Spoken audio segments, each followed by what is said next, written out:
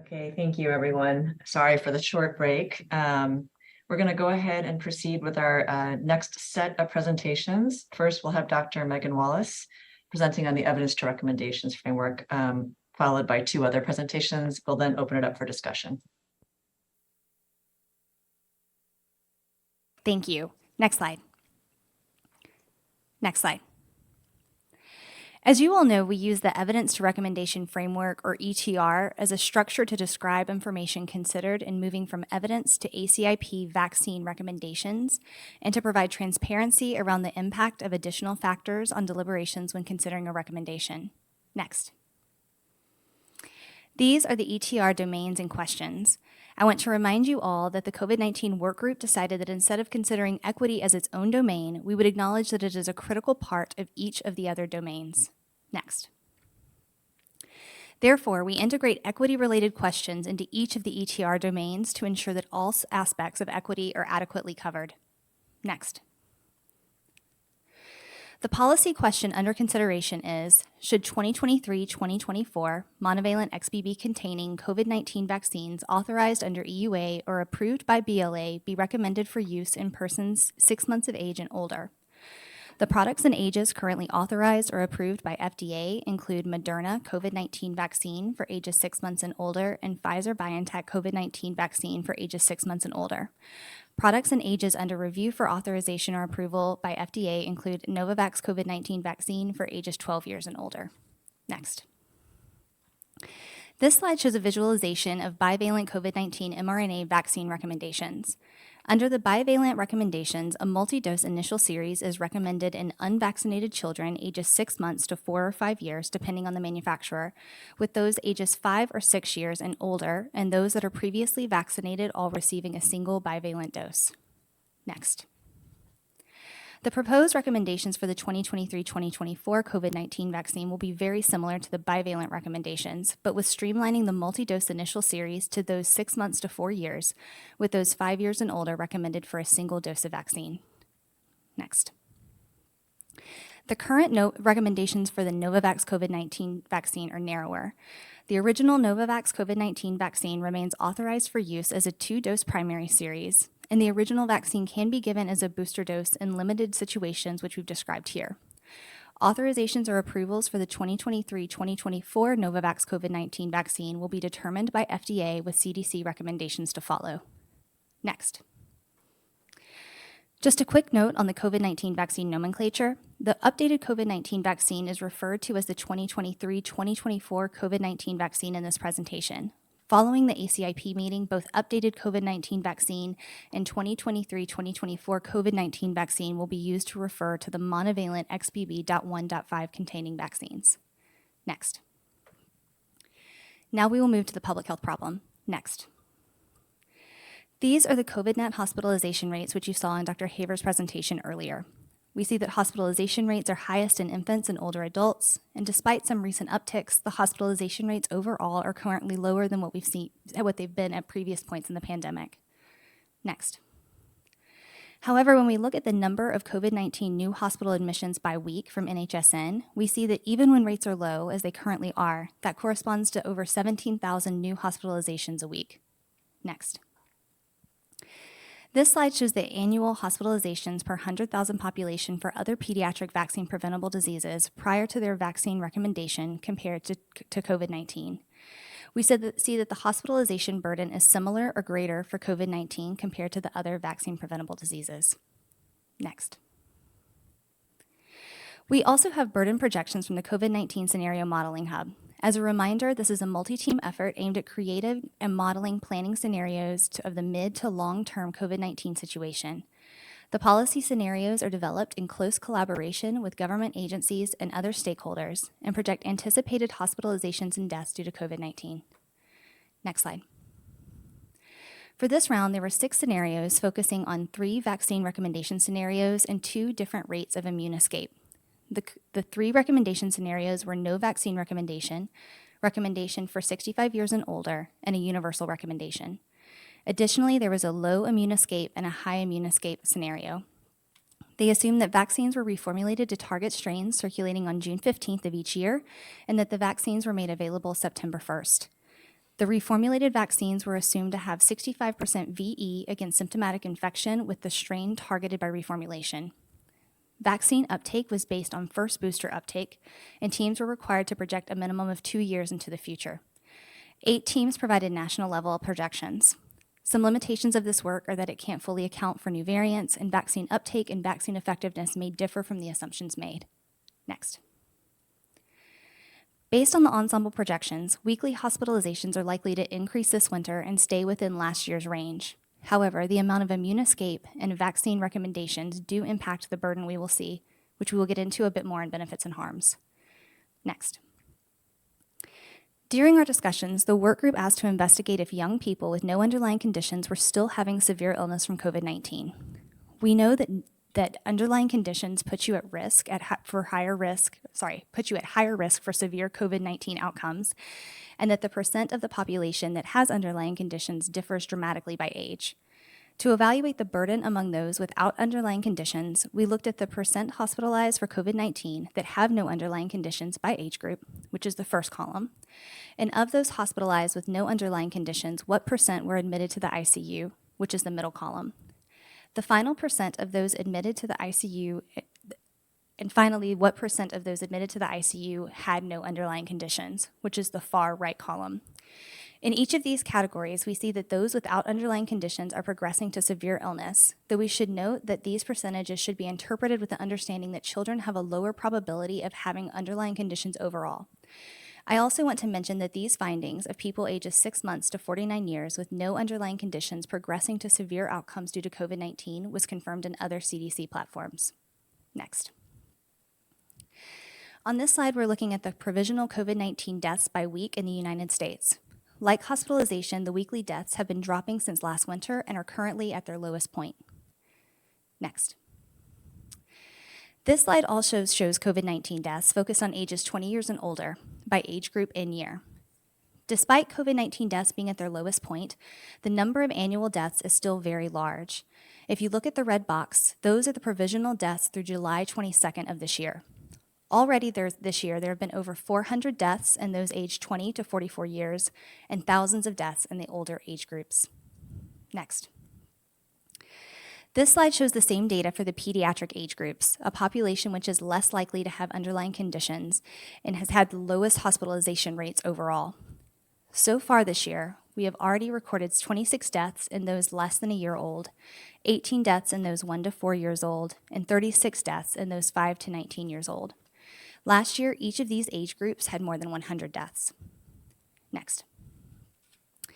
When we considered the underlying condition status of pediatric COVID-19 deaths using data from COVIDNet, we found that COVID-19 deaths were rare among the pediatric population with no underlying conditions, with about 1% of hospitalizations in this population progressing to death, as is seen in the middle column here.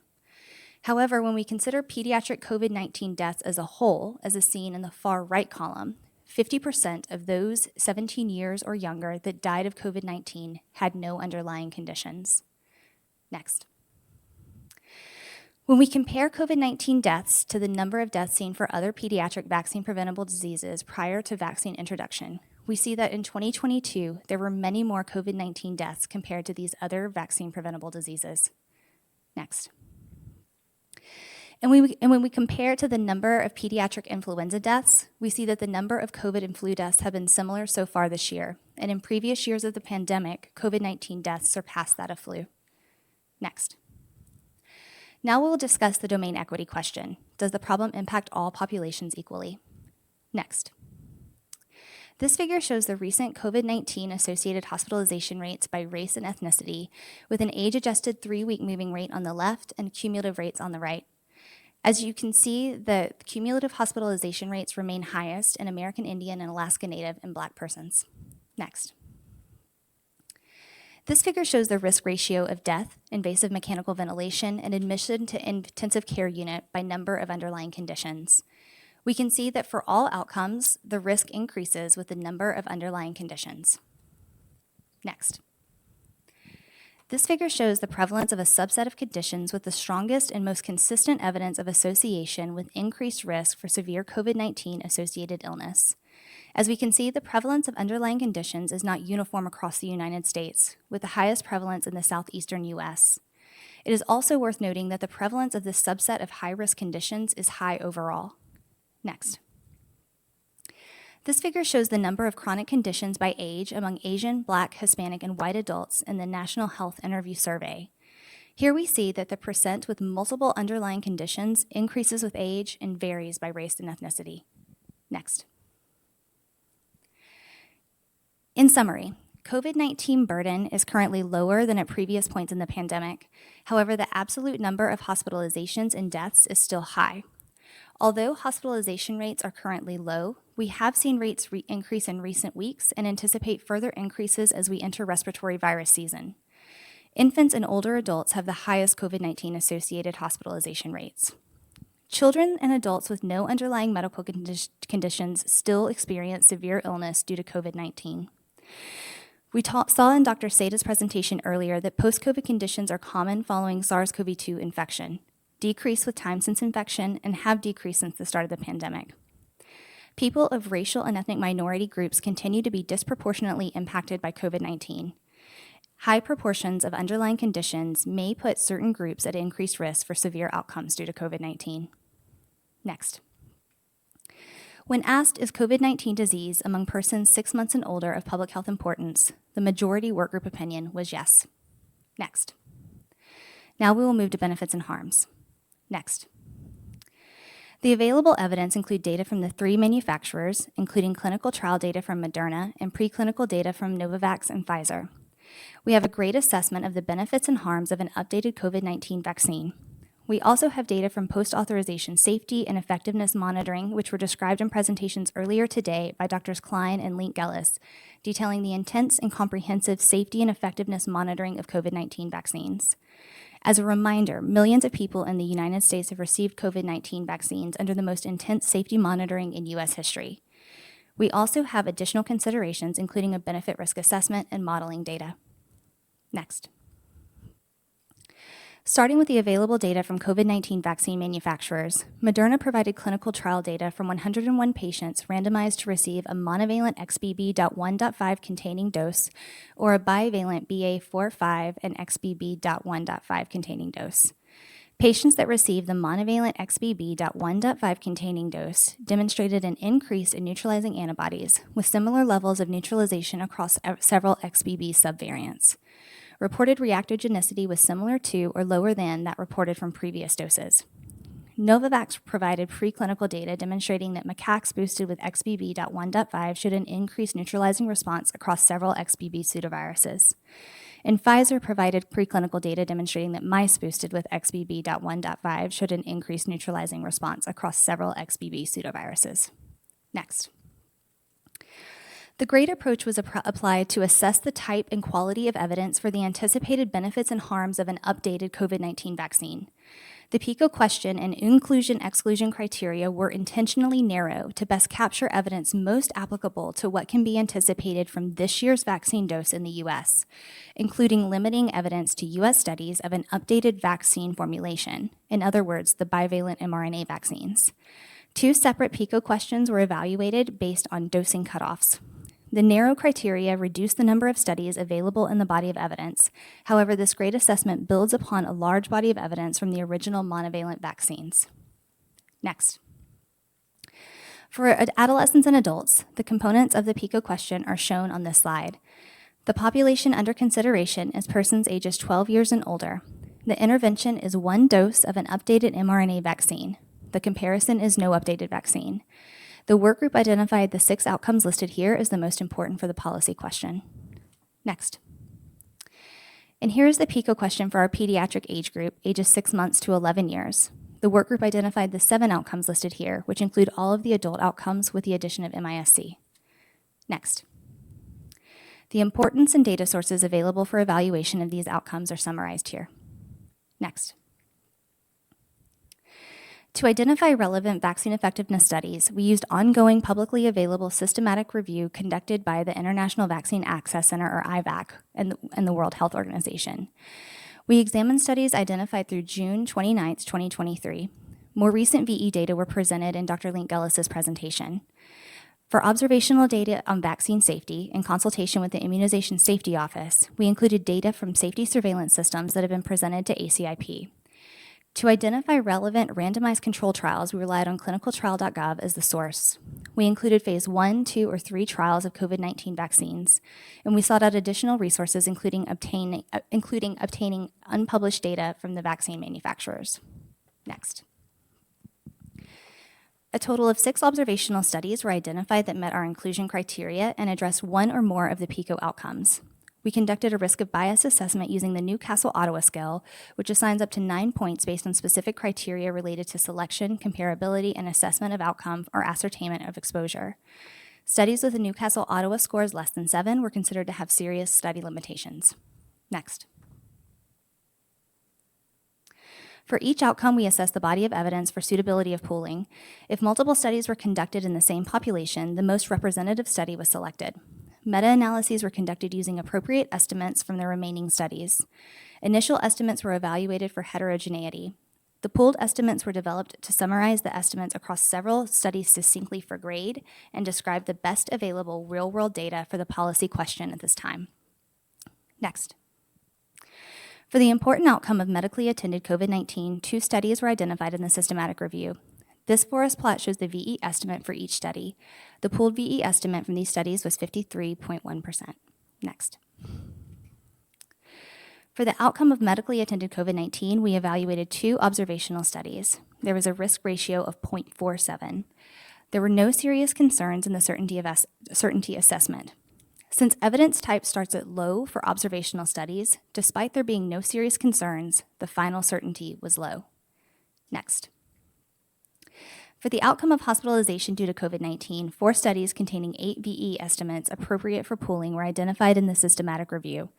This forest plot shows the VE estimates for each study. The top 2 estimates were from cohort studies. The following estimates are from case control studies at 7 to 59, 60 to 119, and 120 to 179 days following a bivalent dose and demonstrate waning of the vaccine effectiveness over time. A more comprehensive look at the impact of waning was given in Dr. Lingelis's presentation.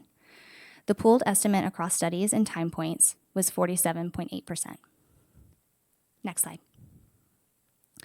For the grade assessment for the outcome of hospitalization due to COVID-19, we evaluated 4 observational studies with a pooled risk ratio of 0.52. There were no serious concerns in the certainty assessment. The final certainty assessment based on the observational data was low. Next. This forest plot shows the 2 VE estimates from observational studies for the outcome of death due to COVID-19. The pooled VE estimate from these studies was 60.5%. Next. For the outcome of death due to COVID-19, the pooled risk ratio was 0.39. There was serious concern for inconsistency as magnitude of effect and 95% confidence intervals from the 2 studies and the body of evidence varied widely, possibly reflecting differences in study methods. The final evidence type was very low. Next. For the outcome of post-COVID conditions, there were no studies that met the IVAC inclusion criteria. The common reasons for exclusion are listed on the slide. Although data were not formally included in grade, Dr. Seda gave a comprehensive review of what we know in her earlier presentation on post-COVID conditions. Next slide. For the critical outcome of serious adverse events, we examined 2 rare specific events, myocarditis and anaphylaxis, that have been associated with vaccination. For myocarditis, we evaluated an observational safety study from the Vaccine Safety Data Link, or VSD, which evaluated chart-reviewed cases of myocarditis occurring among adolescents and adults ages 12 to 39 years following a monovalent booster dose and bivalent booster doses based on events occurring in a 7-day interval after vaccination versus a comparison interval. Here we can see that rates of myocarditis and pericarditis varied by gender, age, vaccine product, and dose number. The highest rates were observed among younger males following the first booster dose of the original monovalent vaccine. While rates following a bivalent booster dose appear lower, they should be interpreted with caution due to a low number of doses captured in VSD and confidence intervals that overlap with the confidence intervals for risk following the monovalent booster. It's also important to note that myocarditis rates following a monovalent and bivalent boosters are lower than the rates observed following the primary series vaccination. Next slide. Regarding anaphylaxis, we examined data from VSD chart-reviewed cases of anaphylaxis among all vaccinated persons ages 12 years and older. Based on events occurring in a 0 to 1 day risk interval after vaccination, we estimated incidence of confirmed anaphylaxis among adolescents and adults was 4.8 per million doses of Pfizer-BioNTech and 5.1 per million doses of Moderna. There were fewer cases of anaphylaxis post-dose 2 compared with dose 1. Next slide. 2 specific rare SAEs have been associated with vaccination through safety surveillance. There were no serious concerns in the certainty assessment. The final evidence type was low certainty. Next. For the important outcome of reactogenicity, we examined grade 3 or 4 local and systemic events following either dose of the original COVID-19 monovalent primary series. This forest plot shows the pooled magnitude of effect for the outcome of grade 3 or 4 reactogenicity. Pooling the data from the randomized controlled trials, we estimated a relative risk for any grade 3 or 4 event after vaccination was 4.83. Next. There was very serious concern for indirectness as the available body of evidence did not include anyone who received an updated dose, was from a prior period of the pandemic, and excluded persons with prior COVID-19 infection, pregnant or breastfeeding women, and persons who are immunocompromised. The final evidence type was low certainty. Next. This table summarizes our current grade assessment for the updated COVID-19 vaccine in adolescents and adults. Next. Turning now to infants and children, we reviewed the observational data sources based on the pre-specified systematic review criteria, and the only study that was captured was one manufacturer's funded preprint among persons ages 6 years and older that studied a single vaccine. However, we can infer the benefits seen in adolescents and adults and downgrade for indirectness. The rationale for this inference is supported by the similarity in VE estimates across adult and pediatric age groups, which was presented by Dr. Link Ellis. Here we see the pooled vaccine effectiveness findings against EDUC visits, hospitalization, and death that we just discussed in depth among adolescents and adults. The certainty for each of these outcomes in the pediatric population is downgraded for indirectness, which leads to a certainty of very low for all the outcomes. Next. Turning now to harms in the infants and children. In the same previously mentioned analysis from VSD of myocarditis and pericarditis among children ages 5 to 11 years following a monovalent booster dose, there were 0 cases of myocarditis among roughly 50,000 males and 0 cases among 49,000 females receiving Pfizer. Next. And here we again see the rate of anaphylaxis in persons ages 12 and older, which can be used to infer the rate of anaphylaxis among children. Next. 2 specific rare SAEs have been associated with vaccination through safety surveillance. In the certainty assessment, there was serious concern for indirectness as the body of evidence for myocarditis was limited to children aged 5 to 11 years receiving a monovalent dose during an earlier period of the pandemic, and the body of evidence for anaphylaxis was among a different age group, who again received monovalent doses during an earlier period of the pandemic. The final evidence type was low. Very low certainty, sorry. Next slide. This forest plot shows the magnitude of effect for the outcome of grade 3 or 4 reactogenicity. The top forest plot includes children ages 5 and 6 to 11, and the bottom forest plot includes children ages 6 months to 4 and 5 years. The difference in the magnitude of effect between the 2 age groups likely reflects the differences in systemic events captured and the inherent challenges in reporting reactogenicity among the youngest children. Therefore, pooled reactogenicity among the older age group was used for grade. Next. Pulling data from the 2 trials, we estimated a relative risk for any grade 3 or 4 event was 4.69. There were very serious concerns for indirectness as the available body of evidence did not include anyone who received an updated dose and excluded children who were immunocompromised.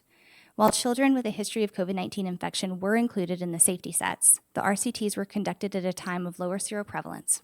The final evidence type was low certainty. Next. And here we have the summary of findings and evidence types in infants and children. Next. Regarding Novavax vaccine effectiveness and safety, due to the lower uptake of Novavax COVID-19 vaccines, no post-authorization vaccine effectiveness estimates from the prior COVID-19 vaccine formulation are available. Post-authorization safety data are also limited by the low number of doses administered.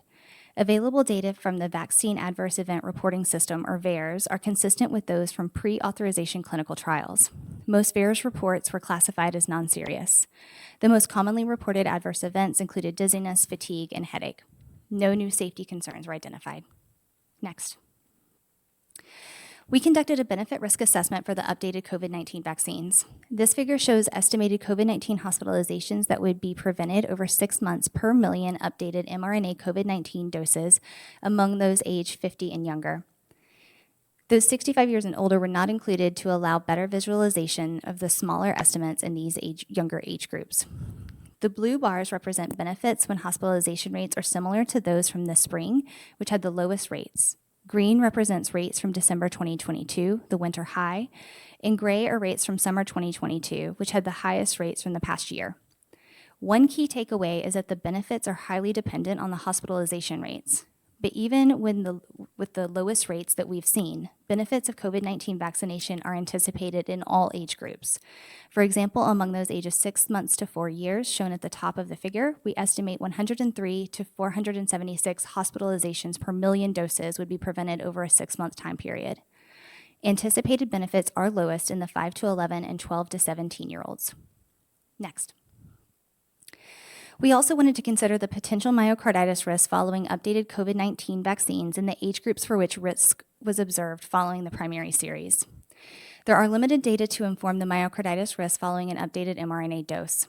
Myocarditis rates following a booster dose in adolescents and young adult males are lower than the rates following primary series, but estimates are limited by fewer number of doses for both the bivalent boosters and the previous monovalent boosters administered in VSD, which limits the precision for this rare outcome. Additionally, myocarditis risk is lower with the longer time between doses. We saw that rates of myocarditis were lower with an extended interval between dose 1 and dose 2 for the primary series. A longer interval between updated doses may also impact the myocarditis rates. Studies have shown that most individuals with pericarditis have fully recovered at follow-up, and in a study done earlier in the pandemic, the risk of adverse cardiac outcomes was notably higher after SARS-CoV-2 infection compared to after mRNA COVID-19 vaccine among young males. Next. On this slide, we are focusing on the adolescents, the group that had the highest risk for myocarditis following primary series and first booster. In addition to the hospitalizations prevented shown earlier, we've calculated that 5 to 19 ICU admissions and 0 to 1 deaths are anticipated to be prevented per million doses over 6 months. For both males and females, these benefits compare with 0 myocarditis cases and over 55,000 bivalent doses administered in VSD for each group. Next. This slide returns to the scenario modeling hub work, which was described earlier. Here we are looking at the cumulative difference in hospitalizations and deaths by vaccine recommendation scenario. If we focus on the red boxes, we see that a universal vaccine recommendation is projected to prevent about 400,000 hospitalizations and 40,000 deaths over the next 2 years, compared with no recommendation, regardless of the level of immune escape. Next. And here we see that compared with only vaccinating those 65 years and older, a universal vaccine recommendation is projected to prevent about 200,000 more hospitalizations and 15,000 more deaths over the next 2 years. Next. Now for the domain equity question. Are the desirable and undesirable anticipated effects demonstrated across all populations equally? Next. There are no evidence to suggest that COVID-19 vaccine effectiveness varies substantially by race or ethnicity. However, differences in vaccine hesitancy and uptake, crowding, access to care, and prior infection could impact vaccine effectiveness, and these factors may also differ by race and ethnicity. There is no evidence to suggest that COVID-19 vaccine safety profiles differ by race and ethnicity, but risk has been shown to differ by age and sex. Risk for myocarditis is highest in adolescent and young adult males. It is important to note that benefits and harms for the U.S. population are best assessed when clinical trial and study populations are optimally representative of the U.S. population. Next. In summary, monovalent XBB containing COVID-19 vaccines increase the immune response against the currently circulating variants. Last year's updated vaccine was effective at preventing medically attended COVID-19, hospitalizations due to COVID-19, and death due to COVID-19. Additionally, as you saw in Dr. Sada's presentation, there is accumulating evidence that COVID-19 vaccination reduces post-COVID conditions among both children and adults. COVID-19 vaccines have a high degree of safety. Rare events of myocarditis and anaphylaxis have been seen in post-authorization studies. It is unlikely that updating the formulation would increase adverse events. COVID-19 vaccine benefits are anticipated in all age groups, but the benefits of COVID-19 vaccines vary by age and incidence of COVID-19 hospitalizations. The benefits outweigh the risks in groups for which risk of myocarditis is highest.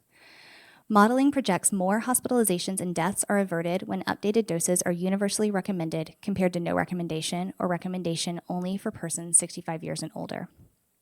Next slide. When the work group was asked how substantial are the desirable anticipated effects, the majority opinion was that the desirable anticipated effects were large, while a minority felt that it varies. Next. When asked how substantial are the undesirable anticipated effects, the work group felt that they are minimal or small. Next. Finally, when asked do the desirable effects outweigh the undesirable effects, the work group felt the balance favors the intervention, which is the 2023-2024 COVID-19 vaccine. Next. Now we'll move to the values domain. Next, thanks. This slide shows Americans' impression of the coronavirus situation in the US over time. As you can see, the perception of whether things are getting better or worse has fluctuated throughout the pandemic, generally following changes in the infection rate. Over the last year, more Americans have consistently said that the coronavirus situation is getting better rather than worse. As of February, 62% said the situation was getting better, and 30% said it was staying the same, while just 8% said it was worsening. Next. Despite feeling that the COVID-19 situation was getting better, as of August, 30% of the U.S. adults report feeling very or moderately concerned about getting COVID-19. Next. Additionally, people still report concern about serious COVID-19 illness in their family. In March, 50% of people reported being very or somewhat concerned about a family member becoming seriously ill from COVID. Next. For equity, we considered if there is important variability in how patients or populations value the outcome. Next. This slide shows concern about getting COVID-19 by race and ethnicity. As you can see, there are differences in the level of concern by race and ethnicity, with white people having the highest percentage reporting that they are not at all concerned, while Black people have the highest percentage reporting that they are very concerned. Next. When considered by urbanicity, those living in urban areas reported more concern over getting COVID-19 than those in suburban or rural areas. Next. And when considered by income, concern about getting COVID-19 decreased as income increased. Next. In summary, as of February 2023, the majority of Americans felt COVID-19 was getting better. 30% of U.S. adults report that they are very or moderately concerned about getting COVID-19, and half of U.S. adults continue to have concerns about a family member becoming seriously ill from COVID-19. Racial and ethnic minority groups, those living in urban areas, and those with lower incomes are more concerned about getting COVID-19. Next. The majority of the work group felt that the target population feel that the desirable effects are moderate relative to undesirable effects, though a minority felt that it varies. Next. The majority of the work group felt that there was probably important uncertainty or variability in how much people value the main outcome. A minority of the work group felt that there was uncertainty or variability in how much people value the main outcome. Next. Now we'll move to acceptability of the intervention. Next. This slide shows intent to get a new, updated COVID-19 vaccine as of August. 42% of respondents reported that they definitely will or probably will get the COVID-19 vaccine this fall. Next. Based on data from the bivalent vaccine uptake and intent, we see that intent is highly related to receipt of previous COVID-19 vaccine doses. Those that had a past COVID-19 vaccination were more likely to have received a bivalent vaccine dose, while the majority of the unvaccinated reported that they probably or definitely will not get a bivalent vaccine dose. Next. And when we look at the top concerns or issues regarding the bivalent vaccine, among those that reported that they probably or definitely will not get the vaccine, regardless of past vaccination status, the most commonly reported concern was unknown serious side effects. Next. This slide shows reported confidence in vaccine safety for COVID-19 vaccine, influenza vaccine, and other routine vaccines. Confidence in vaccine safety is higher for influenza and other routine adult vaccines than for the COVID-19 vaccine, with only about half of respondents reporting that the COVID-19 vaccine is completely or very safe. Next. This slide shows the percent of individuals that were eligible to receive a vaccine that reported a vaccine recommendation by their healthcare provider. Although a majority report receiving a COVID-19 vaccine recommendation, this number is lower than what is reported for other vaccines. Next. And this provider recommendation seems to matter. On this slide, you see vaccine receipt by healthcare provider recommendation, and we see that those who received a provider recommendation were more likely to receive the recommended vaccine, and this is true across all vaccines. Next. Data from a fall 2022 doc-style survey were analyzed to examine the prevalence of COVID-19 vaccination attitudes and practices among healthcare providers caring for women of reproductive age, and to assess whether providers recommended and offered or administered the COVID-19 vaccines to their pregnant patients. Overall, 82.9% of providers reported recommending COVID-19 vaccination to women of reproductive age, and 54.7% offered or administered the vaccine in their practice.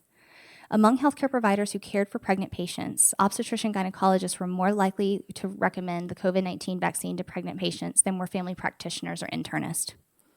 Healthcare providers were more likely to offer or administer COVID-19 vaccination on-site to pregnant patients if they also offered or administered influenza or Tdap vaccines. Next. Now we will consider if the intervention is equally acceptable across all populations. Next. This figure shows COVID-19 vaccine safety confidence by race and ethnicity.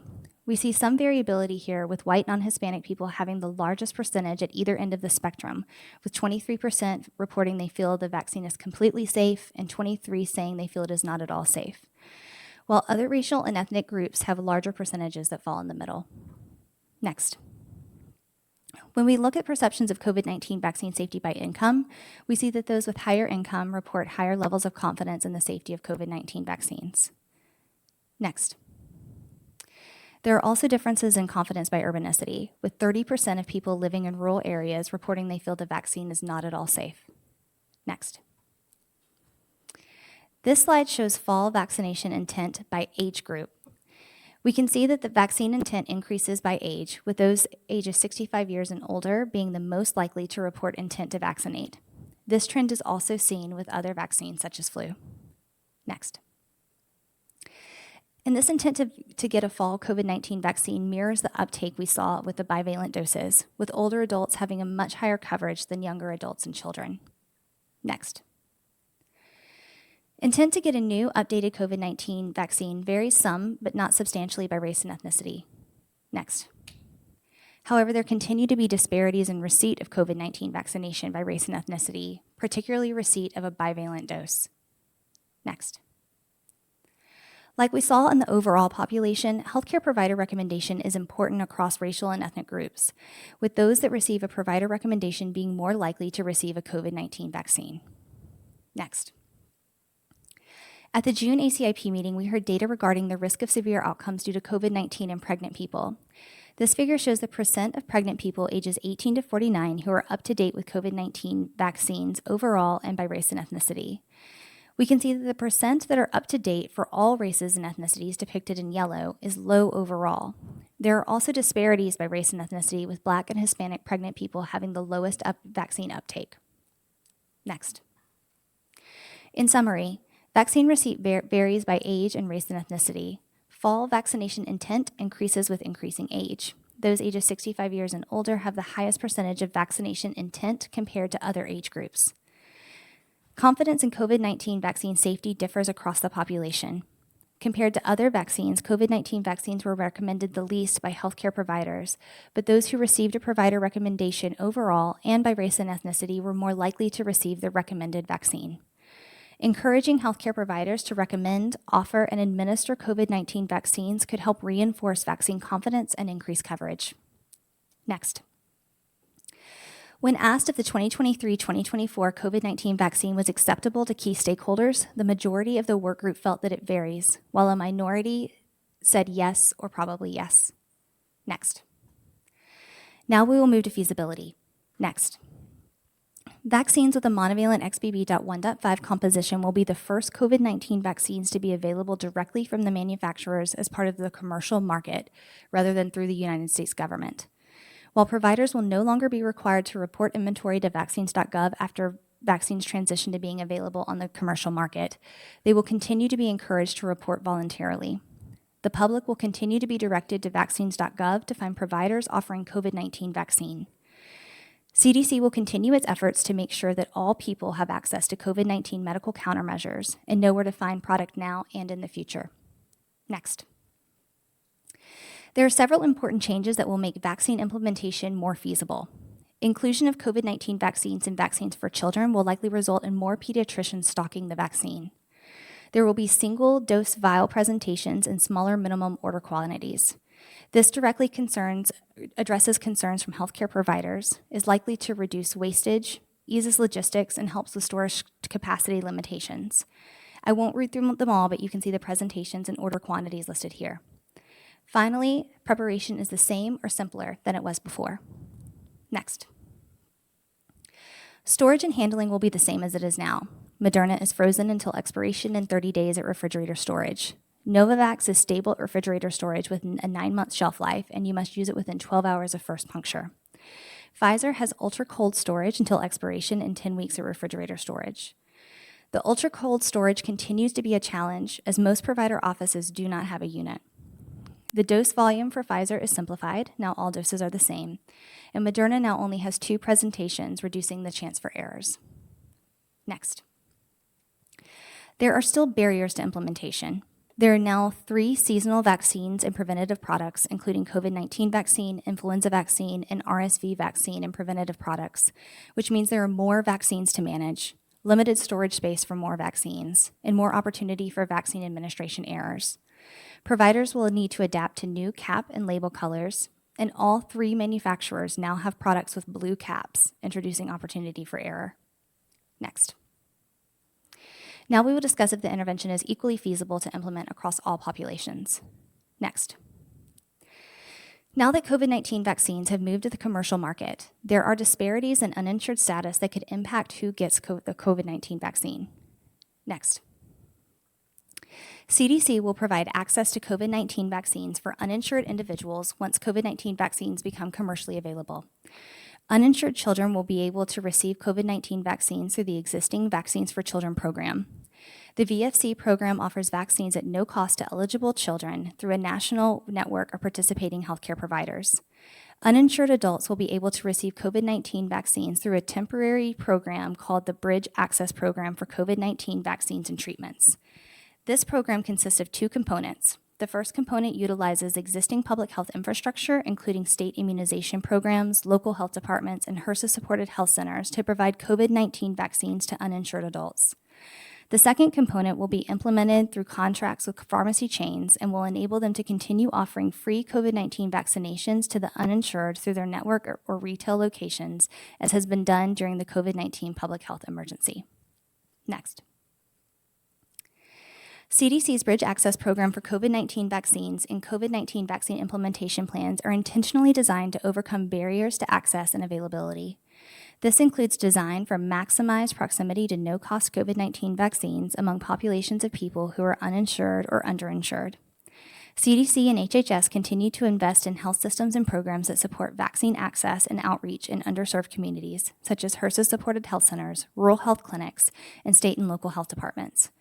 These networks can be leveraged for access to COVID-19 vaccines as well as other needed medicines. Next.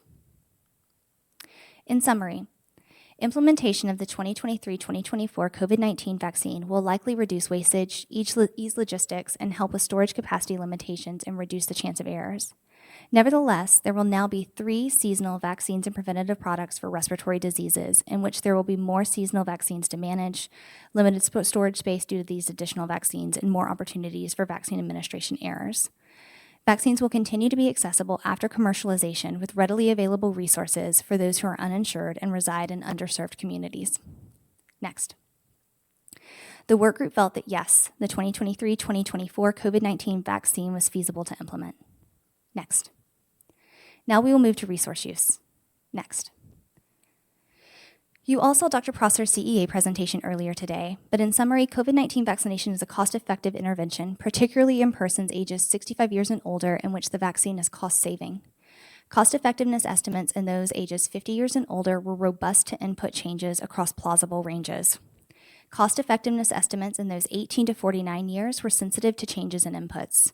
If vaccine effectiveness or hospitalization rates are higher than anticipated, the cost-effectiveness estimates would be more favorable. Cost-effectiveness estimates are not yet available for the pediatric population. Next. For equity, we considered if the intervention is a reasonable and efficient allocation of resources across all populations. Next. COVID-19 vaccination is most cost-effective in older adults, in which disease burden is highest compared to younger adults. COVID-19 vaccination is likely more cost-effective in populations with risk factors, such as underlying conditions, which increase their probability of hospitalization due to COVID-19. Additional work is ongoing to evaluate cost-effectiveness in the pediatric populations. Next. When asked if the 2023-2024 COVID-19 vaccine is a reasonable and efficient allocation of resources, the majority opinion was yes, with a minority opinion of probably yes. Next. Now we will move to the summary and workgroup interpretations. Next. The burden of COVID-19 varies by age and underlying condition status, with those ages 65 years and older and those with multiple underlying conditions having the highest risk of severe outcomes due to COVID-19. COVID-19 burden is currently lower than at previous points in the pandemic. However, there are still thousands of hospitalizations and hundreds of deaths each week. Children and adults ages 5 to 49 years had the lowest hospitalization rates overall. However, severe outcomes still occur in this age group, including in people with no underlying medical conditions.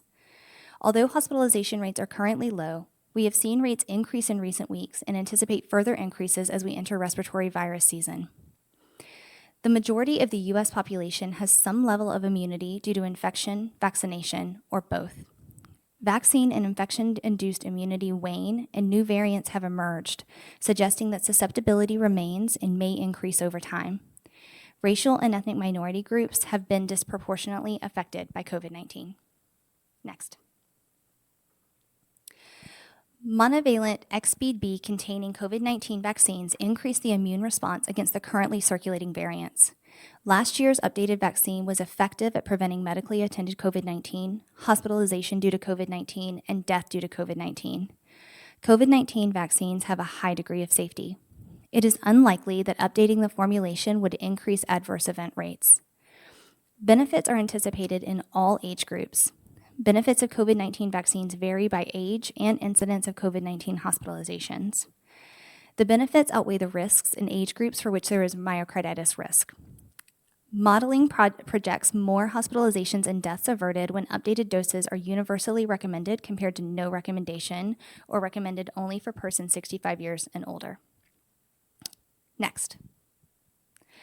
The workgroup considered non-universal policy options with considerable discussion around the magnitude of benefits in the young, healthy population.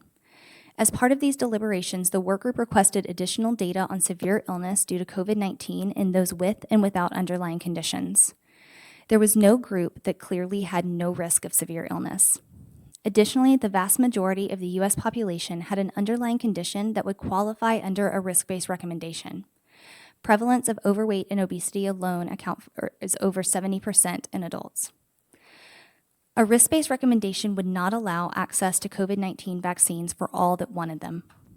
Shared clinical decision-making could create barriers to vaccination and may not effectively target those at highest risk.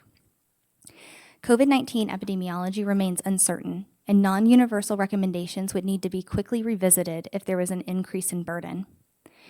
There is currently still substantial COVID-19 disease burden, and simple, stable recommendations may increase vaccine coverage over time. The workgroup emphasized that COVID-19 recommendations should be reviewed on an ongoing basis as more is learned about COVID-19 seasonality and disease burden in the future. Next. The workgroup wanted to address COVID-19 vaccine recommendations in children specifically. Burden of severe illness due to COVID-19 is lowest among children ages 5 to 17 years. Despite lower burden relative to other age groups, hundreds of deaths due to COVID-19 occurred in this age group in 2021 and 2022. Half of pediatric COVID-19 deaths were in individuals with no underlying conditions. The number of COVID-19 associated hospitalizations and deaths in this age group are comparable to the burden seen in other vaccine-preventable diseases for which there are universal recommendations. There are potential additional benefits of vaccination, such as prevention of post-COVID conditions and potential for reduced school absenteeism. Risk of myocarditis appears lower than the risk observed following the primary series doses, which may be due to the increased interval between doses.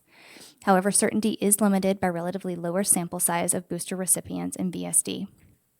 The future COVID-19 epidemiology remains uncertain, and the low disease burden we are currently seeing may not last.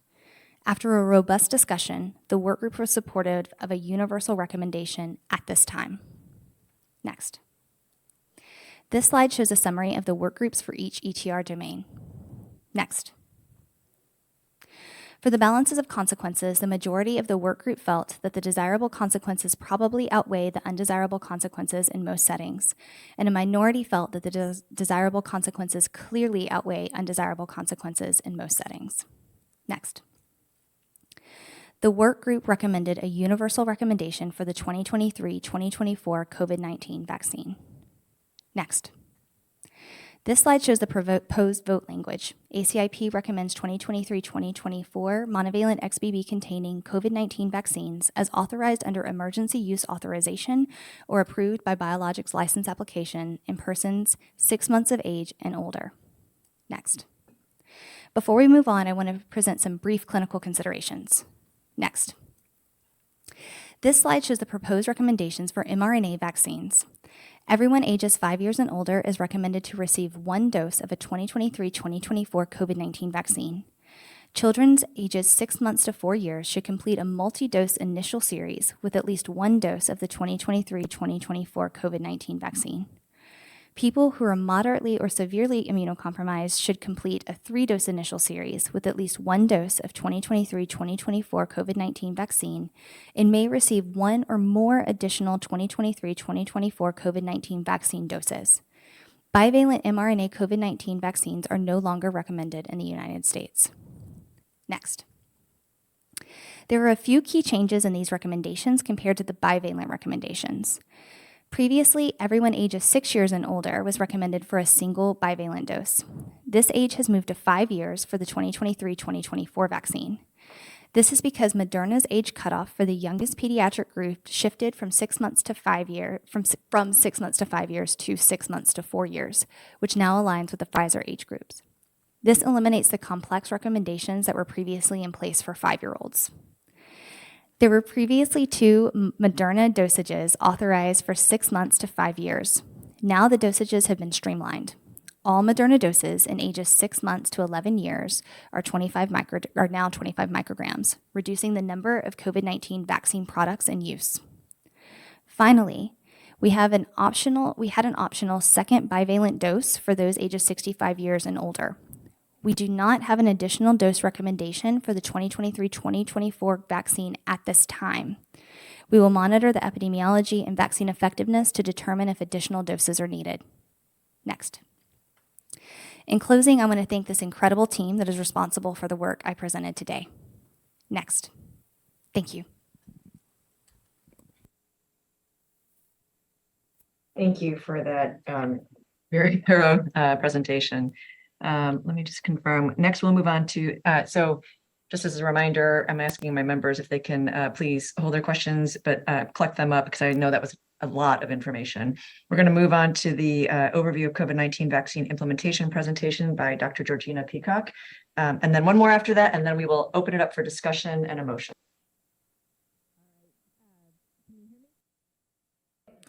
Thank you. Thanks, Dr. Lee. So I'm here today to talk to you about COVID-19 vaccination implementation. And I know you heard some of that now, so I'll briefly summarize some of the implementation that we're doing. Next slide.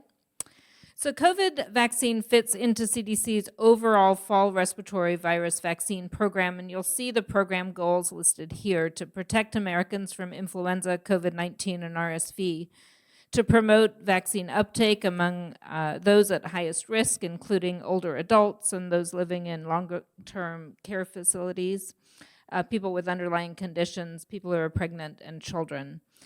Communication is really key to this, and communication new and rapidly changing recommendations for all three pathogens is really important. And then implementation to make sure that implementation is equitable, including the Bridge Access Program for COVID-19 vaccines that you'll hear about a little bit later. Next slide.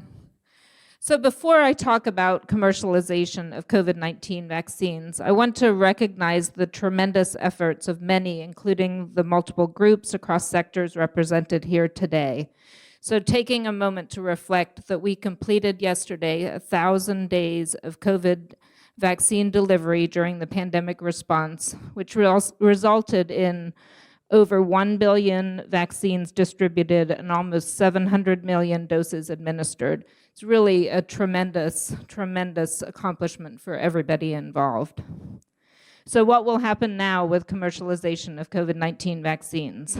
What will change is there will be a transition from federal procurement and distribution of all COVID-19 vaccines to a more traditional public and private model. There will be changes in the CDC COVID-19 provider agreements, and then vaccine data will transition to more routine reporting processes, and I'll talk about that in a little bit more in detail. So what won't change is the evidence-based vaccination program that develops recommendations, safety and effectiveness, and then also strengthens vaccine confidence, which you heard a lot about already today. And also CDC's commitment to ensuring access to COVID-19 vaccines at no cost for all Americans. Next slide. So here you'll see a snapshot of COVID-19 vaccine data reporting plans. And I won't go into all of the details, but if you look at some of the things featured here, you'll see that we will continue to get administration data from states. This will happen in an aggregate fashion, receiving monthly data.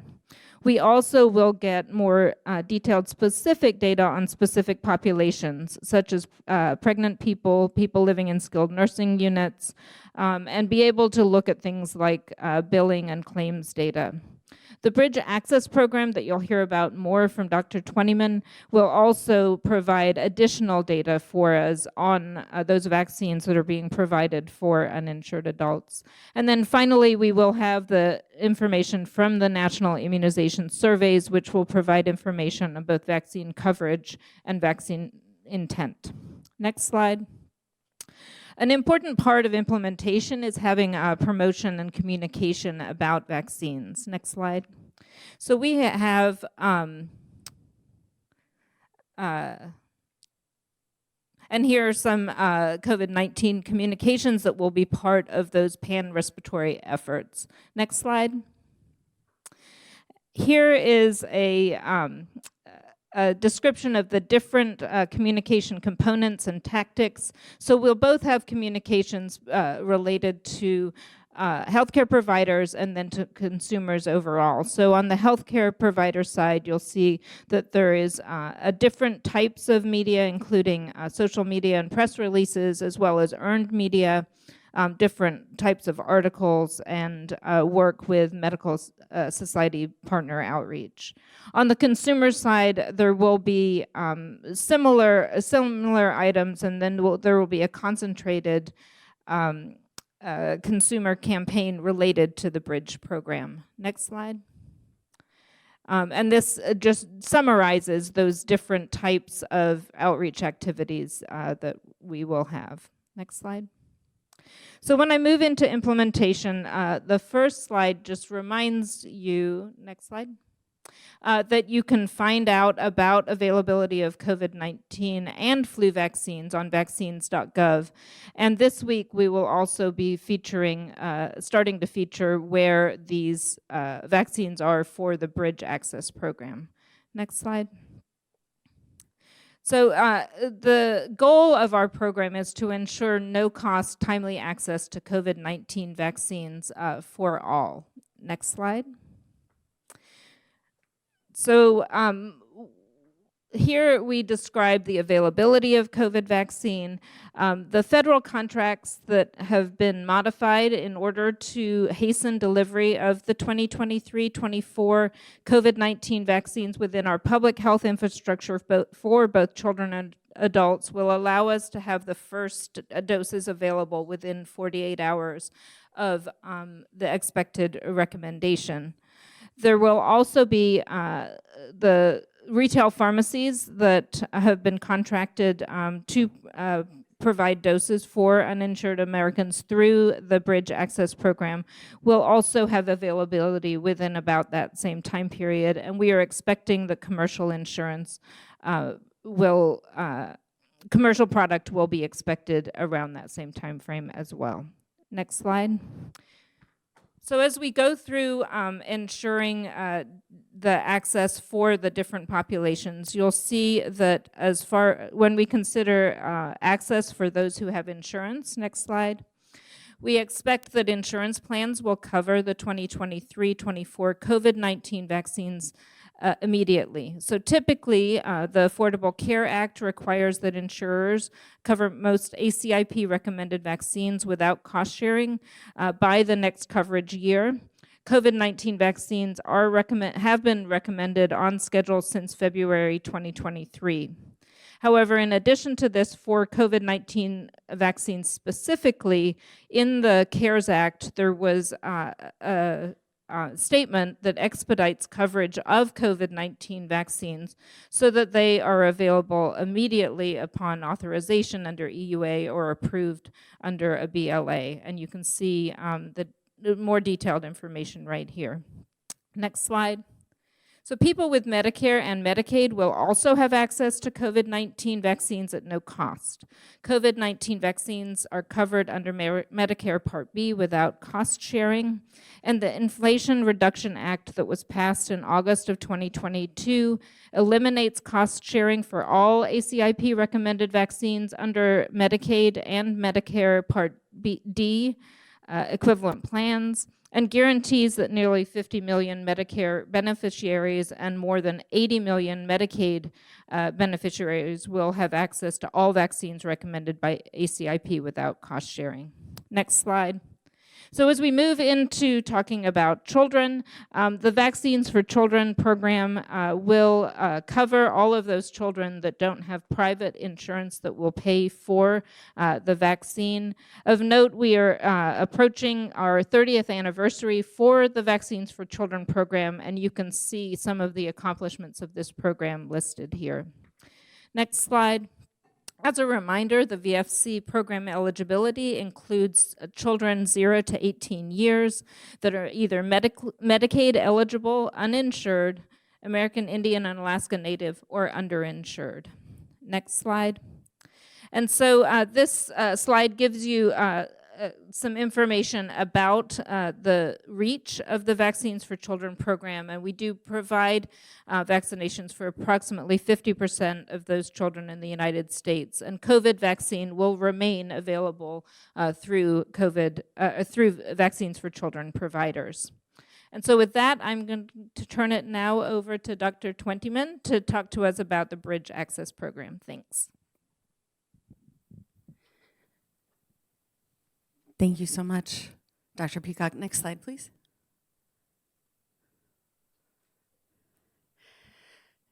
Good afternoon, all. My name is Evelyn Twentyman, and I serve as lead for the Bridge Access Program. Today, I'm going to be describing how CDC's Bridge Access Program is designed to protect no-cost access to COVID-19 vaccines for adults, including those who are uninsured and underinsured, and to maximize vaccine proximity, equity, and timely access for all. Next slide, please. Let's start with why this program is needed. As Dr. Peacock explained, this year's updated COVID-19 vaccines will be covered by insurance, and so access for many Americans will not change at all. Additionally, the Vaccines for Children's program will provide these vaccines to uninsured children. However, there are also 25 to 30 million adults without health insurance and additional adults whose insurance will not provide no-cost coverage following commercialization. There is not yet a permanent and comprehensive Vaccines for Adults program to ensure that adults have access to the vaccines recommended for them. And so we are standing up the Bridge Access Program as a temporary solution to maintain access to COVID-19 vaccines specifically in the short term. This program will begin as soon as vaccines have reached participating vaccine providers and will end by December 31st of 2024. Next slide, please. I'll now explain how this program is designed to maximize proximity to these vaccines. Next slide. Our analysis of proximity to COVID-19 vaccines among adults who are uninsured or underinsured found that about 39% of these adults were closer to a public health provider, such as our 317 enrolled providers, state and local health departments, and HRSA-supported health centers, as listed here, while about 61% were closer to a retail pharmacy, such as CVS, Walgreens, or a smaller pharmacy under the eTrue North umbrella. The Bridge Access Program is therefore designed to work through both these public health infrastructure and retail pharmacy components to maximize proximity of adults who are uninsured or underinsured to COVID-19 vaccines. Next slide. The Bridge Access Program COVID-19 vaccines will be available through local healthcare providers, including our 317 enrolled providers and health departments, through HRSA-supported health centers, and through participating retail pharmacies. Next slide, please. Here you'll see a slide containing all national proposed Bridge Access Program site locations. When both public health infrastructure and retail pharmacy components of the Bridge Access Program are included, you'll see that 85% of insured populations live less than 5 miles from a Bridge Access Program site, with particularly high proximity for urban populations. Unfortunately, 5% of uninsured populations are still estimated to be more than 10 miles away from a Bridge Access Program site, and efforts are ongoing to expand the Bridge Access Program footprint. Next slide, please. The retail pharmacies in the Bridge Access Program are using 3 different approaches to maximize access to COVID-19 vaccines. CVS plans to administer doses within both their storefronts and minute clinics. Walgreens plans to administer doses in both their storefronts and at offsite events targeting areas of low access and low uptake. eTrue North is a pharmacy aggregator that subcontracts with smaller pharmacies intended to reach lower access areas without other coverage within the Bridge Access Program. Their discussions with additional potentially participating pharmacies are ongoing. Next slide. I'm now going to speak briefly to how the Bridge Access Program is designed to maximize equity. Next slide, please. The Bridge Access Program is designed to address leading barriers to equitable COVID-19 vaccination, including in accessibility, availability, and confidence. We've already addressed how the Bridge Access Program helps overcome barriers to accessibility and availability. We also want to acknowledge threats to vaccine confidence and explain that to address these barriers, we are working to support and grow vaccine confidence through partnerships with trusted and welcome messengers to communities we serve. Next slide, please. This approach takes lessons learned from the uptake of the 2022-2023 bivalent boosters. We know that in order to reach populations in need of the bivalent booster, we needed to do more than communications campaigns and social media outreach, although these are important. We also needed to work with trusted messengers who were both believed in and welcomed by the people that we were trying to reach and could pair messaging with access to COVID-19 vaccines. Next slide. To this end, our community-based partnerships are key.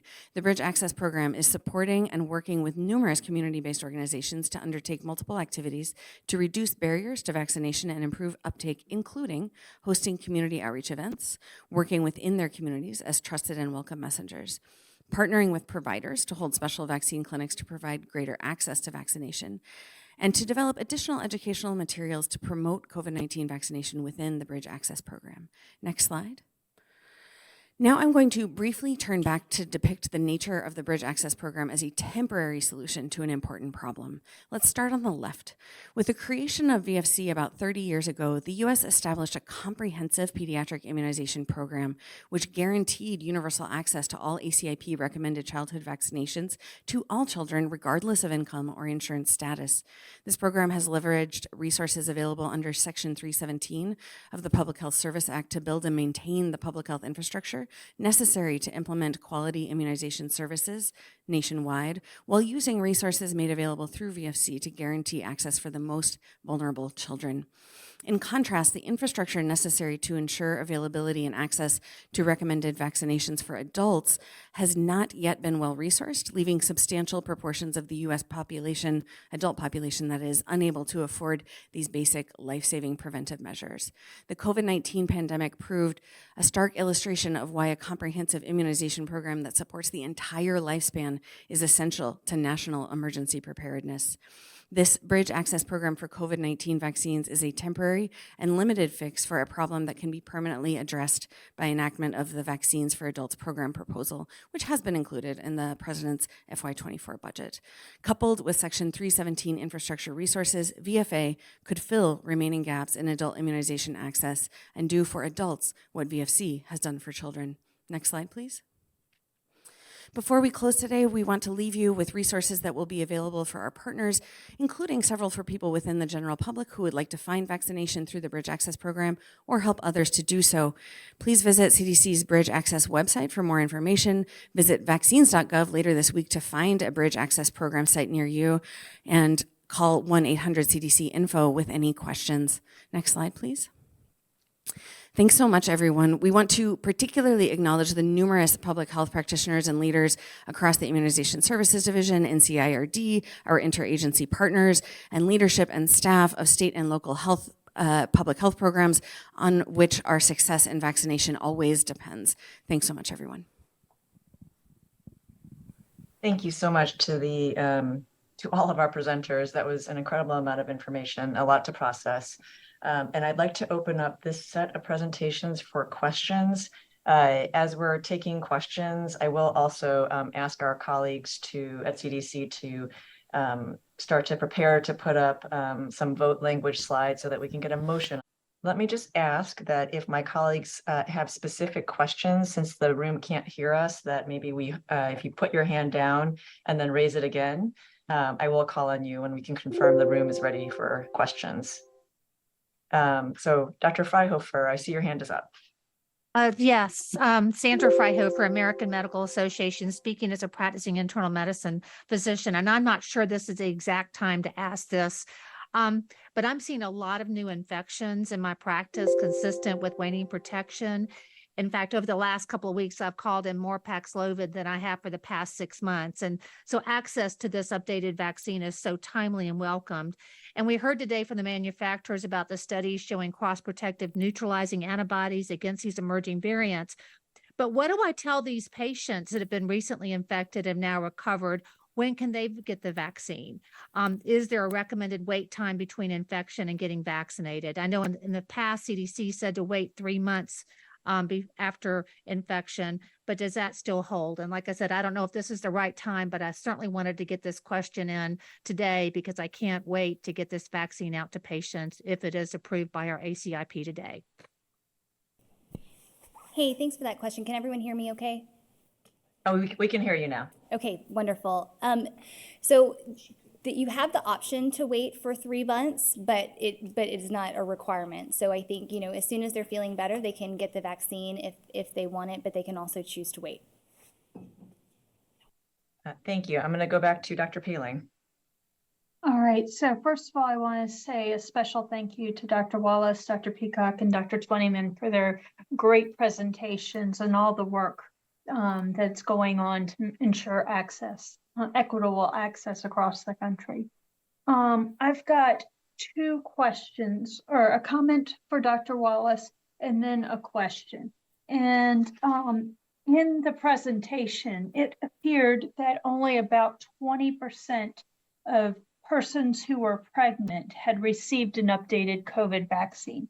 And I thought that was really important because we saw that the children less than 6 months of age have hospitalization rates with COVID similar to that of adults 65 to 74 years of age. And the best protection that we can give the children is the COVID vaccine. In addition, it helps the moms in reducing prematurity. I wanted to confirm that data is still accurate. Yes, that is accurate. I think we saw back in the June meeting that vaccination of pregnant mothers showed benefit to their infants. Okay, and so this is a huge opportunity. And then my question is on clinical considerations. We talked about the complexity of the vials for pediatric offices. So many of them are now just using either Moderna or Pfizer. And so is there going to be a recommendation for offices where a child has received one dose of the opposite of what they carry? And how do they complete that dose now? Thank you. Thank you. The authorization for the youngest kids, the 6 months to 4 years, is still a homologous authorization to complete that initial series. I think if you have that available to you, that's what would be recommended. Thank you. We're going to go to Dr. Talbot. This is a very brief comment. Those were fabulous presentations, which would not be necessary if we had vaccines for adults. So I'm just going to put my plug in for vaccine for adults. Thank you. Thank you, Dr. Talbot. Dr. Sanchez. Thank you. And, the presentations were really, were excellent. And thank you, Dr. Freihofer, for bringing up the dosing, which I think that, so I'm not sure how much booster somebody needs if they've recently were infected with a recent COVID strain. But and I guess, and maybe this should be later, personally, I'm not sure that I'm for a universal recommendation. I certainly think that 65 and over should, because of the data presented, and certainly other high-risk groups should. But I think the rest would be made. And I'm glad to discuss it further when when we get to vote, but I'm not yet convinced of a universal recommendation. Thank you. Okay. Ms. Bata, why don't you go ahead?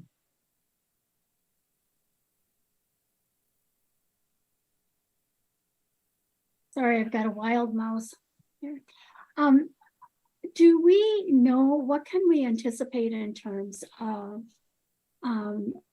vaccine availability? How many doses are we going to have? And maybe it's not relevant, but I'm curious.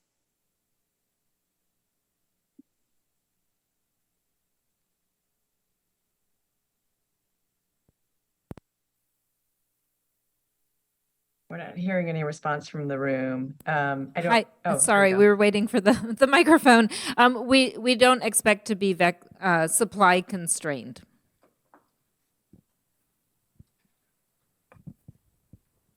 Do we have any idea of how many doses are in production for the season across at least the Pfizer and Moderna, since those are recently authorized? And maybe we can ask our Maybe Pfizer the vaccine partner, the manufacturers are on the phone.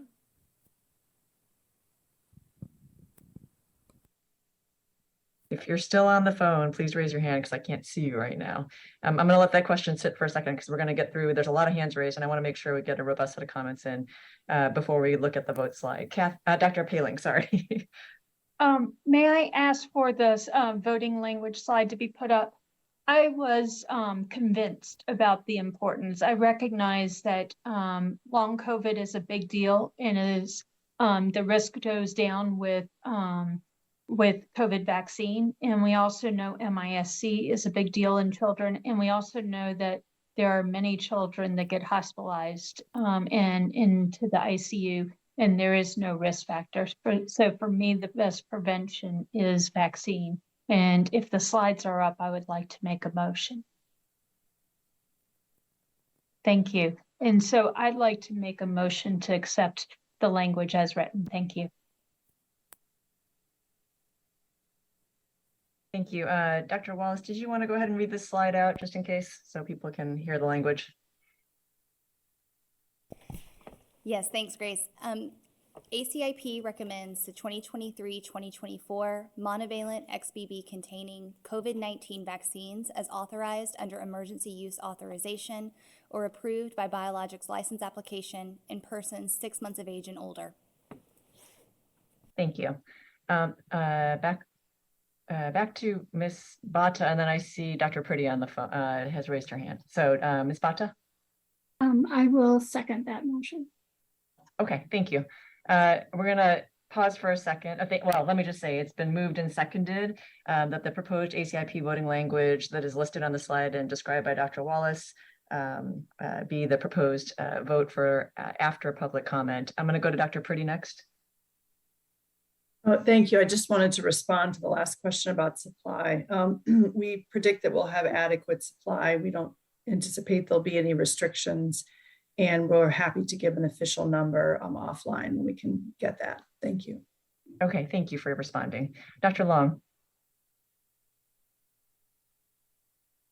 Sorry, take me a while. So so now we're discussing the real meat of this proposed language. Do I understand from this that this would include Moderna, Pfizer, and potentially Novavax without us discussing Novavax again? Yeah, so the vote today would be Moderna and Pfizer because those are the two with products under emergency use authorization or approved by biologics application. But it would mean that we probably would not meet again for Novavax, though all of the available data have already been presented today. So that really is a departure. I'm really very concerned about that. On one hand, we certainly want children 6 months of age and older, especially those young ones, to have the opportunity to receive this vaccine. And we certainly want vaccines other than a messenger RNA vaccine to be available. But the lack of data in children, a lack of any clinical data in children, and lack of data, in total, makes me concerned about particularly Novavax, which is adjuvanted, and I have not heard anything about this adjuvant from the work group. So I wonder if if Matt Daly could say something about, I don't want to hear more from the manufacturers. Sorry, Incidentally, the Novavax killed my email today. More than 300, please confirm Novavax. That's unprecedented for any of the other vaccines, and it doesn't actually help us. It makes it more difficult for us to do the good jobs we do when we're not on this call. So let's please stop that kind of activity.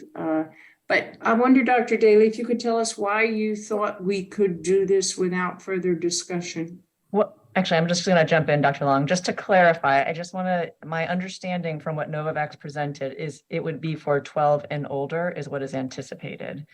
So while this recommendation is to ensure consistency on the general recommendation with products that are available, I don't believe that necessarily means that there would be a brand new recommendation down to 6 months for a vaccine that hasn't been previously authorized or approved. But I'm happy to defer to my colleagues at the CDC and the FDA. And Dr. Daly, if you wish to respond, please feel free. Well, I'm gonna respond in brief. Dr. Long, thanks very much for the question. Novavax has presented multiple times before the ACIP COVID vaccines work group. But in terms of public ACIP meeting, we're restricted to review and vote on the vaccines that have an EUA and have a BLA. And then the decision about whether to have another public meeting when Novavax receives approval from the FDA. I mean, I think that's not a work group decision. That's ACIP secretary, ACIP chair decision. So I think at that point, I'll ask for them to comment. Thank you. Dr. Wharton. Dr. Lee, this is Melinda Wharton. So the vote. We just lost you, Dr. Wharton. we're using a hand mic in the room and we're all having trouble with it. So the vote language as proposed, the intent of it is to cover for the upcoming season the XBB containing monovalent vaccines as they are authorized either under emergency use authorization or approved by BLA. There is, as has been discussed today, one product which according to the manufacturer remains under review, and we anticipate will likely be authorized soon. The available information has been presented today. As far as I know, no additional information will be available that would be able to be presented at an upcoming meeting following regulatory action.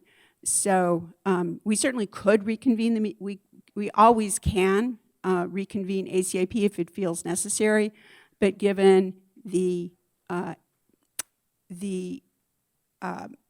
fact that no additional information is expected to be available, it feels like this is the kind of vote that we can move to a more normal cadence of things, such as we do for recommendations like for influenza vaccine, where we don't necessarily need to reconvene the committee when additional products are licensed under existing recommendations.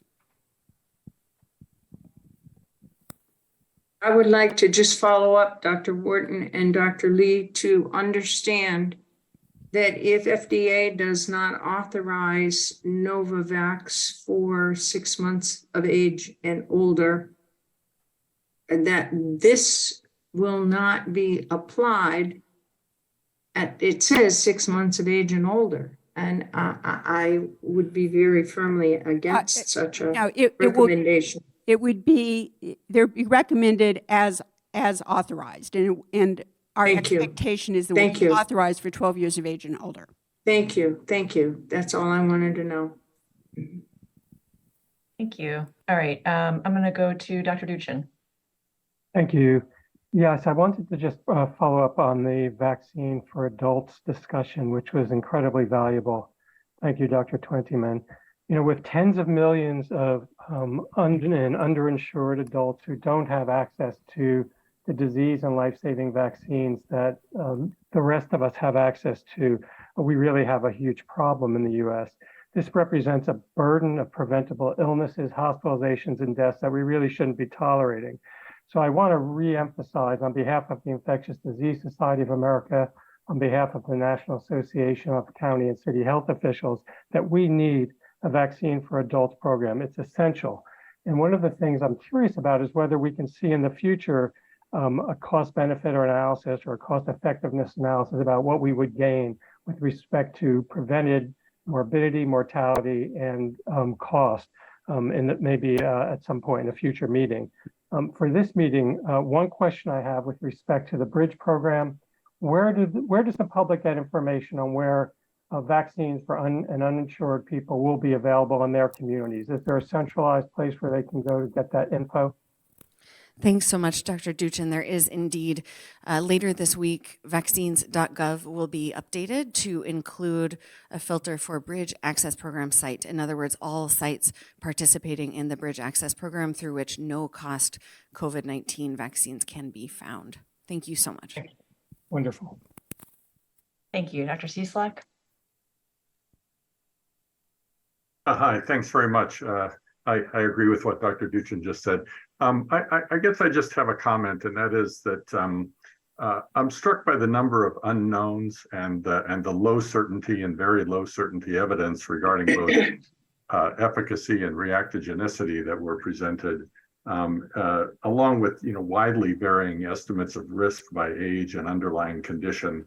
That I'm surprised at the recommendation for a universal recommendation. I would think that a shared clinical decision-making recommendation for most groups would be more consistent with the state of the science at this point in time. Thank you. Hi, this is Dr. Wallace. If I could just offer some clarifying remarks. Whenever grade is applied to observational data, the evidence certainty always starts at low certainty. So whenever these vaccines were all first graded back, whenever they did the large RCTs with the monovalent, those were all high certainty data because they started as RCTs. So part of the grade interpretation has to do with the fact that we are now looking at observational data instead of randomized control trials. Thank you. We're gonna move to Dr. Rockwell. Hi, thank you. Pamela Rockwell, family physician representing American Academy of Family Physicians.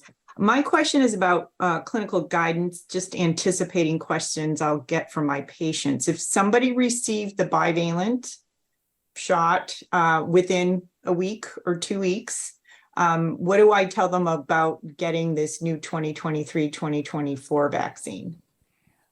We're recommending a 2-month interval. So 2 months from your past dose, you can get this vaccine. Thank you so much. Dr. Fiskus. Hi, thank you. I'm Michelle Fiskus. I'm representing the Association of Immunization Managers. I have a question, maybe Dr. Peacock can answer, it might need CMS. If an individual covered by Medicare is going to get co-administered RSV, COVID, and flu vaccines, do we know if it will be permitted for that provider to bill both Medicare Part B and Part D on the same day? And also if Moderna can comment on when the pediatric vaccine will be available from Moderna. Thank you. Hi, thank you, Dr. Fiskus. I think we have our CMS liaison on the line, and they'd be better to answer that. Thanks.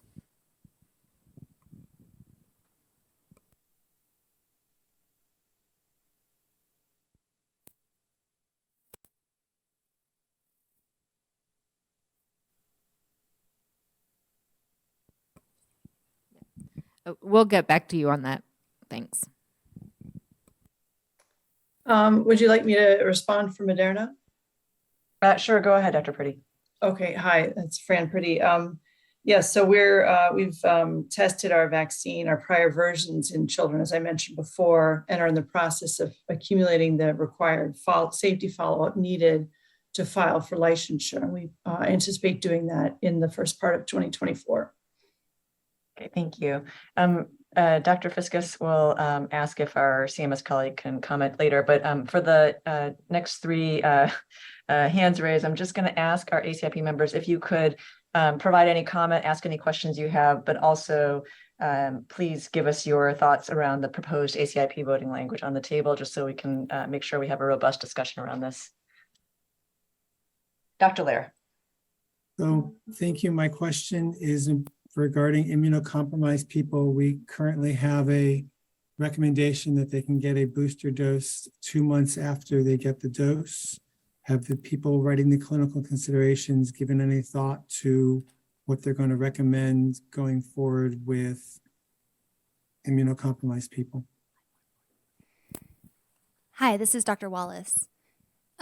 So our planned clinical considerations for persons with immunocompromising conditions will be really similar to what they are for the bivalent dose. They will just be traded out. So if it's an immunocompromised person that has not been vaccinated, they will they'll be eligible for an initial COVID-19 vaccine series. For those that have previously completed an initial series, they're recommended for at least one 2023-2024 COVID-19 vaccine dose, and they may receive 1 or more additional doses as well. And just to clarify, the prior recommendations for immunocompromised still stand under this recommendation? Yes, we'll just be switching out the formulation. Oh, I see. Okay, the last bullet. Thank you. Thank you. Dr. Lair, did you have another question or comment? No, thank you. Okay, thank you. Dr. Brooks? Yes, thank you. First of all, excellent presentations, the ETR and Dr. Peacock and Dr. Twentyman. Thank you, Dr. Wallace. I mean, I think we have all the information that is available. So I mean, this is what we have to make the decision. I put on more of an influenza hat because though this is the first year, there's the potential that we'll be doing this every year in terms of evaluating a new vaccine or the concept of a new COVID-19 vaccine. So when we do influenza, we don't review it every year and look for all the data that we're talking about. This is what we have. We have a major illness. We have to do something. I'm fully in favor of it, of the universal recommendation. I think that the long COVID data for post-COVID conditions is compelling. And we don't have a lot of data in the children, but in terms of universal, it's likely it'll be a benefit. Feel good about the fact that in the bivalent, we saw no signal for myocarditis, very important. In terms of equity, African Americans, even from younger ages, have higher incidence of underlying conditions, which would lead to higher adverse events in terms of hospitalization, ICU, and death. So definitely the vaccine needed. And lastly, the lowest recommendation rate from healthcare professionals to get COVID vaccine. So that's something that we need to work on. But in the end, this is the information we have. The virus is out there, is mutating.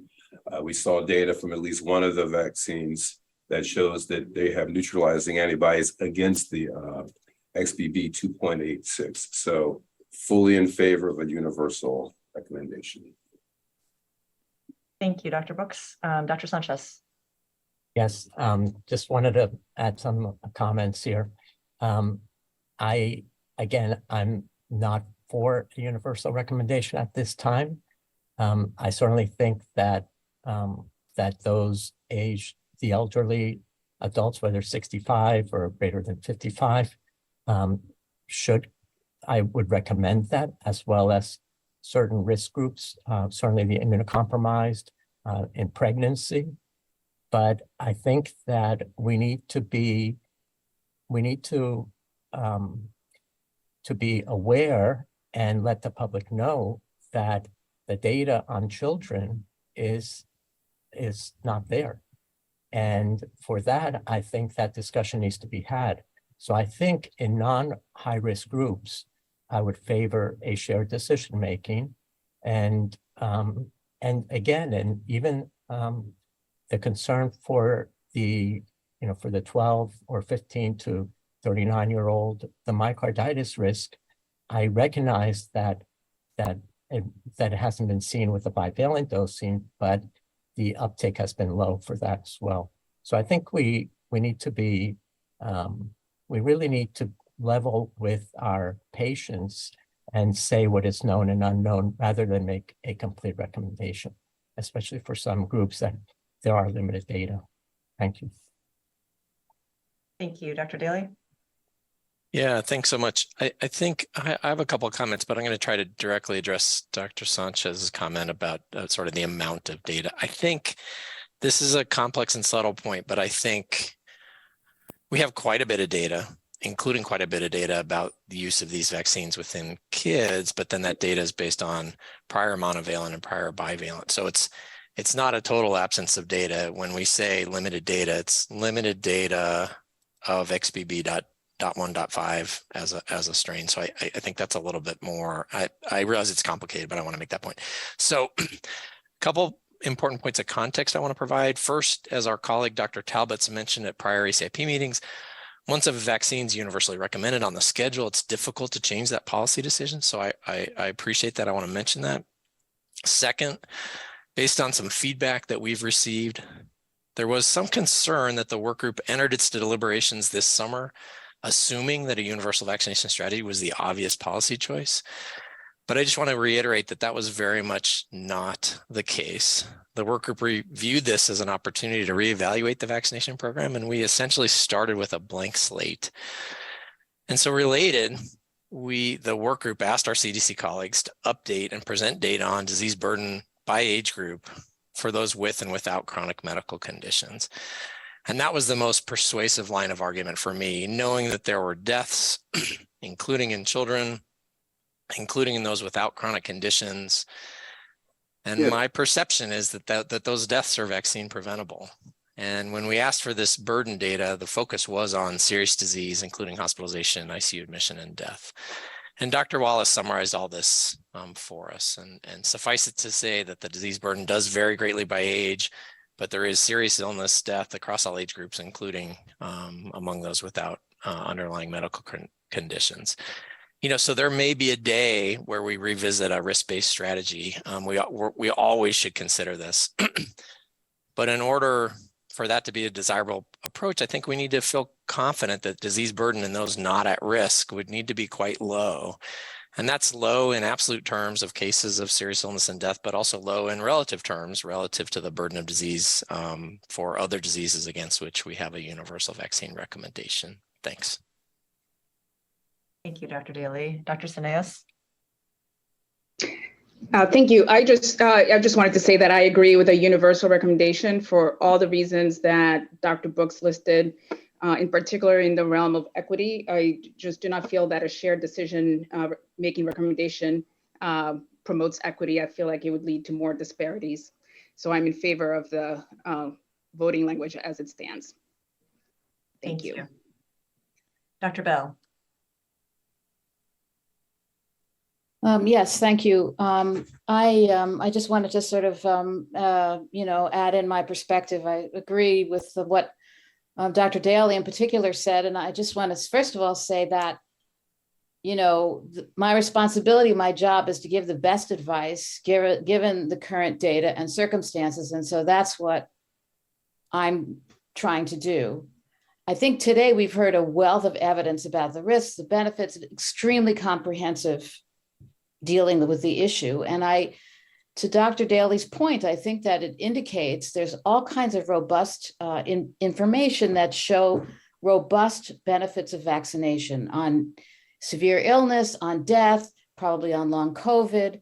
And so with a reasonable safety profile, granted not exactly with this vaccine, but with, a very, very similar vaccine. So I think that it's clear that vaccination is going to prevent serious illness and death across all age groups. It is a vaccine preventable disease. And so I, for that reason, favor universal recommendation. Now, having said that, because I think it's important for people to have access to the vaccine if they want it. Having said that, I also want to say that there's not equal risk across all ages and populations. And it's clear that there are certain people, like old people like me, people with underlying medical conditions, that are at much higher risk of dying. And so I think that the messaging needs to sort of clarify that and make clear that that there is this differential risk and that a lot of people with underlying medical conditions and who are older are dying, and they really need to get a booster. And then the last thing I'd like to say is about the equity issue that Dr. Sineas just raised. And I agree with her that shared clinical decision-making does not promote equity. And I also want to congratulate the CDC on the Bridge program and these efforts to sort of deal with the fact that we don't have a vaccines for adults program. But I think that we have to continue to work hard day after day, not just the ACIP with our recommendations, but everybody who's working in this space to continue to promote equity, because we continue to see that these disparities continue to exist and are perpetuated. And we just really, I think that is just such a high priority. I wanted to just make that point again. Thank you. Thank you. Dr. Long. Yes, I've been very grateful for Dr. Daly and Dr. Bell's insights and sage advice. And I was going to want to go down the path of risk-based because I am concerned mainly that if you just recommend it universally, it's as if game as usual, when we really want to emphasize those who are at risk of death. And I was thinking maybe the best way to do that would be to be risk-based with a permissive for everybody else. And I suspect that Dr. Bell thinks this would work better to recommend it for all, and then somehow be sure that the group who really is at risk of high risk of death, the elderly, the obese, those with underlying conditions, those who are immunocompromised, and children to 6 months to 2 years, and by extension, under 6 months, whose mothers need to be. I'm not still quite sure how the best way to get our best intentions implemented into action and for people to take up the vaccine. So I'm swaying toward thinking universal may be the best we have, but it's not good enough because I think we'll recommend it and nobody will get it, or the people who need it most may not get it, and especially the groups for whom we're concerned about equity. Thank you. Thank you, Dr. Nelson. I mean, Dr. Cotton. I always do that to you. Sorry, Dr. Cotton. Thank you.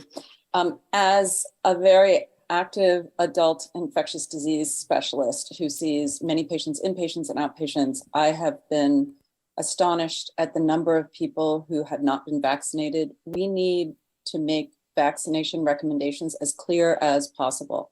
Shared clinical decision-making will result in major problems with equity, and I'm strongly in favor of a universal recommendation, providing clarity and hopefully confidence in the CDC and other US government bodies, including the FDA. But let's keep America strong, healthy. Let's do away with COVID-19 as best we can by prevention of disease through vaccines. Let's make things clear. That's my vote. Thank you. Thank you. I'm going to go to Dr. Lair. Thank you.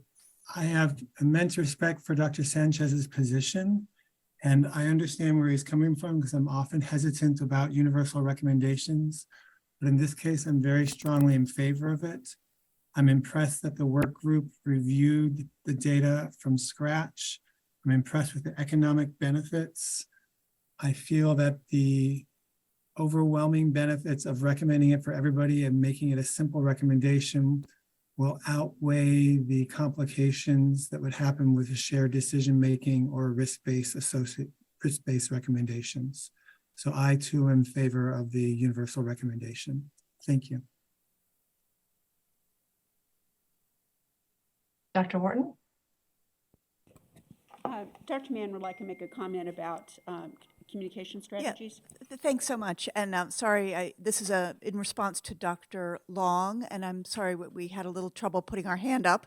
But I just wanted to say that we're very mindful of the groups that are at substantially higher risk and are planning targeted communications to try to have vigorous and compelling outreach to those groups. That can be done regardless of whether a recommendation is targeted or not. So under a universal recommendation, we will still have targeted communications for older adults, immunocompromised persons, and others at higher risk. Thanks.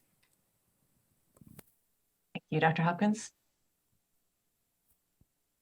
Thank you, Dr. Lee. And I want to thank, on behalf of NFID, I want to thank ACIP for its diligent work to ensure the availability of these safe and effective vaccines. I think our challenges of communication and of getting these vaccines into arms and protecting our adults and children in our society are going to be important as we move forward through these recommendations. Although the rates of hospitalization and death due to COVID-19 remain low compared to pandemic levels, certainly COVID-19 remains a significant public health problem, and transmission is increasing with the recent emergence of the different variants. As this new monovalent vaccine becomes available this fall, it'll be essential for all of us to work collaboratively and collectively to increase immunization rates and reduce the burden of disease, and also to be responsive to questions and concerns about the multiple different respiratory virus vaccines we're going to need to use. Our respiratory seasons are notoriously unpredictable. And while it's not possible to predict the severity of this upcoming season, we do know that planning and preparation are critical, as are the right messages and messengers to strongly encourage folks to provide clear guidance on vaccine timing and on the public health messaging.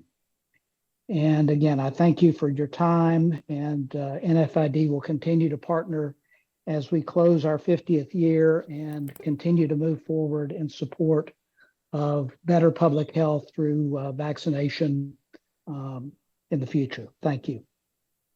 Thank you. Dr. Freihofer, did you have a quick comment?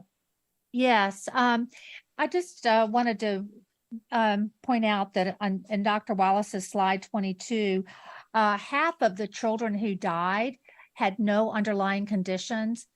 There is no group that clearly has no risk from COVID.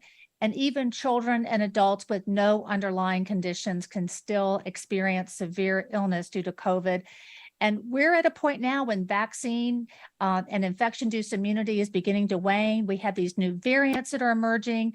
We're all becoming more susceptible. This will likely increase in time, and we're sort of seeing that. This new vaccine will increase the immune response against circulating variants. Today's discussion makes me very confident of that.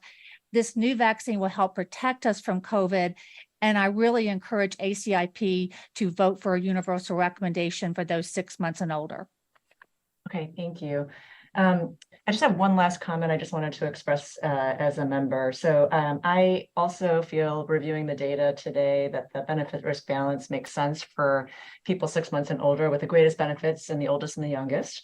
So then for me, much of the decision from there rests on cost effectiveness, implementation, and equity issues. And I'm just going to highlight a couple of equity issues that I think are important to highlight. So on the equity front, first, our healthcare delivery system in the US continues to have structural inequity built into it that functionally makes access to care more difficult for some compared to others. And I believe this is different from the situation in other countries where healthcare coverage is universal.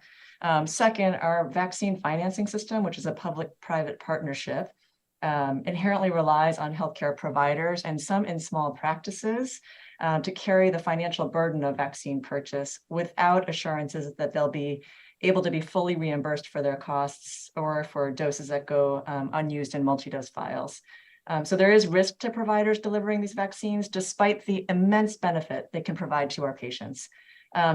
So if we make complex and nuanced recommendations, I believe we're adding burden to our health systems and to our providers, which in turn I think will unintentionally add to existing inequities. So I really wanted to strongly endorse the universal recommendation for that reason.